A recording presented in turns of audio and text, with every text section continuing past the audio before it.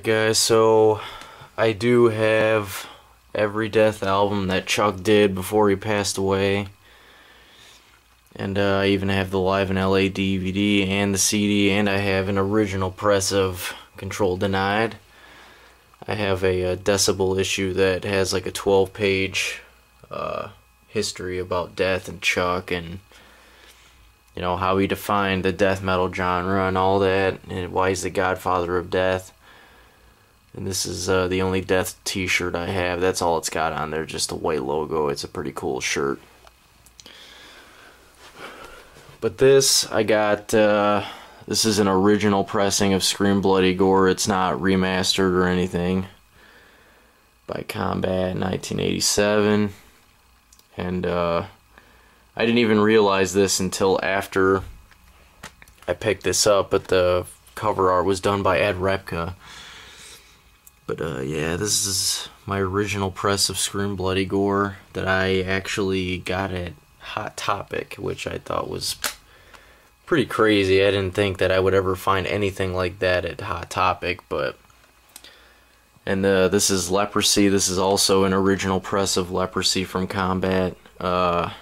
This, I also got it at Hot Topic. I bought this at the same... I bought this and my original press of Scream Bloody Gore. I bought them both together at the same Hot Topic. And, yeah. But I just never would have thought that I would have ever found anything like that at Hot Topic. But I did, and they were both fairly cheap. I think they were like $9 or $10 a piece or something. So it was a steal, really. These next two right here, Spiritual Healing and Human, which is probably my two favorite Death albums. I mean, I love all of them, but these two are probably my favorites. These are not the original pressings of them. These are actually redistribution copies by a record label called Icarus, which I've never heard of them ever until I found these copies, but I got them at my good old disc replay that my parents lived by, and they were both new copies actually, and they were fairly cheap. They were like, I don't remember, $9-10 a piece. But yeah, this is a redistribution copy by Icarus of Spiritual Healing, and this is also by Icarus, which the redistribution copy of Human. And yeah, I mean, these two are my favorite Death albums out of all of them. I love all of them, but these two are my favorites. Is when they started getting more... When he started writing more progressive and started getting a lot more complex than just, you know, straightforward death metal. Individual Thought Patterns. I actually don't know if this is an original press or not. It's put out by Relativity. I'm not quite sure, actually. But Individual Thought Patterns, this album is fantastic also. I think this is the second album that has, I can never pronounce the guy's last name right, Steve Giorio or whatever. I know I just butchered his last name, but he's a freaking phenomenal heavy metal studio bass player. He's been in Death and Sadist and Iced Earth, and he's played fretless bass for so many metal bands that a lot of you guys probably know about. This is a remastered, repackaged version of Symbolic from Death, and it's the expanded version. And this is the first Death album I got, I think. I think this is the very first Death album I ever bought. But yeah, I got this at Best Buy, and it was brand new, obviously. And they were only selling this album from Death. And it was re-put out by Roadrunner.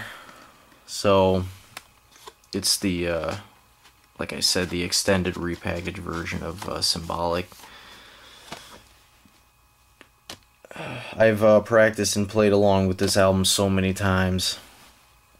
on bass. It's just a really fun record to listen to, and it's simple but complex at the same time. And I think this is probably one of the more accessible Death albums, I guess. I mean, I don't really think any of them are really accessible, but I think this one's probably the most. So if you haven't gotten into Death or anything and you want to try to start, I would start with Symbolic and go backwards. I know most of you are probably going to say that doesn't make any sense, but that's my opinion. And both of these are Sound of Perseverance. This one is the Nuclear Blast double disc version of it, in which the second disc is the DVD where they play at Cottbus 98. And I really do like this version of it. It's it's remastered from the original version of it. It sounds clearer and heavier and all that business. But this is the actual redone version of Sound of Perseverance with new album artwork. And the second disc has it's got demos of all the songs from the album, and it was re-put out by Relapse. But I really highly recommend this version of Sound of Perseverance as well. The Nuclear Blast one's awesome, but the the Relapse version of it is fantastic. And then we have one out of the only 2 live Death albums that I know of anyway, which this one's live in LA. I originally actually had this in high school, and then for some reason I stupidly sold it, and then once I got back into Death like 6 years later after I graduated high school, I'm like, why did I sell this? I need to find another copy of this, and I did, and I only found it for like $6 or $7 at the disc replay by my parents' house. But I really like this live album. It sounds really raw and gritty. And it's one of the very last live shows that Chuck did before he passed away. I really want to get my hands on a copy of Live in Eindhoven or Haven or whatever it's called, but that one's a little tricky to find. This is the DVD of the CD, so you can actually, watch them play or whatever, but it's in black and white. I actually think it's kind of cool in black and white. If it was in color, I think it would take away from the whole atmosphere of it. But this is my original press of Chuck's only side project, Control Denied. And there is like remastered versions of it. There's like double disc versions and triple disc versions and stuff like that. I just stuck with the original one because I didn't really want any of that extra crap. But this isn't really death metal. This is more of like a progressive like metal type thing where it's got like some really complex structures and like there's a little blues and jazz scales and stuff thrown in there. This project / album actually kind of reminds me of Watchtower, if any of you guys remember that band.